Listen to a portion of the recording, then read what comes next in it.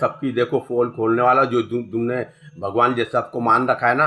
देखो राम की बड़ी बताता हूँ क्या उसकी गुनाह है। एक तो उसको वो प्रजा की बात मानने लगा और सीता को कभी न्याय नहीं दिया।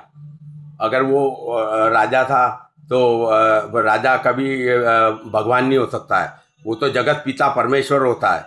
और उसको तीर लगने से उसकी मृत्यु हुई थी।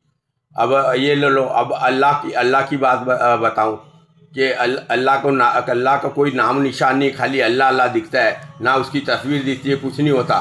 तो भगवान कहाँ से हुआ? वो तो चोर हुआ, दिखता नहीं है। वही तो चोरी करता है, वही तो दिखता नहीं है। अब देखो मुसलमानों के अल्लाह मानने के बाद उनकी मुसलमानों की कैसी दयनीय हालत हो गई है। कितने बेचारे मुसलमान लोग परेशान हैं अल्लाह को मान मान कर। क्या मिला उनको ज़िंदगी भर के नमाज पढ़ने मस्जिद में जाना, कितना प्रयास करा उन्होंने अल्लाह को पाने के लिए। तो अल्लाह भी कोई भगवान नहीं है। और तुम देख लो कृष्ण कृष्ण भी कोई भगवान नहीं है। वो गोपियों में घिरा रहता था। और उसके बाद उन्हें ये बता कि अच्छे कर्म करो, बुरे कर्म मत करो।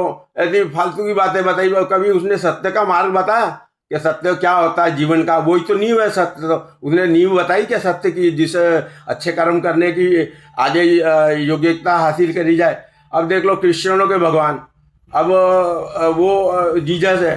अब भगवान को कोई मार सकता है क्या? सूली पे चढ़ा दिया, मार डाला। भगवान को मार सकता है? वो तो नहीं, कभी मर नहीं सकता। अब मैं महाकाल मैं बोल रहा हूँ चलो मैं मेरा लोकेशन देता हूँ, मेरे को मार के बचाओ। अगर मैं भगवान नहीं हो तो मर जाऊंगा, भगवान हुआ तो बच जाऊंगा। ठीक है, ओके। ओम नमः शिवाय, हर हर महादेव। सबका पिता महाकाल है, सृष्टि का रचयिता। वो अपनी पूजा करने के लिए नहीं बोलते, वो कहते हैं सत्य के मार्ग पे चलो। उस वही शिव की पूजा है। और सत्य के मार्ग पे चलने से आपको ज्ञान की वृद्धि होगी। तीसरी आंख जो भगवान महाकाल की है, वो किसी की भगवान की है क्या? वो ज्ञान का द्वार है। ज्ञान ही तो आपको जीवन का रास्ता बताता है।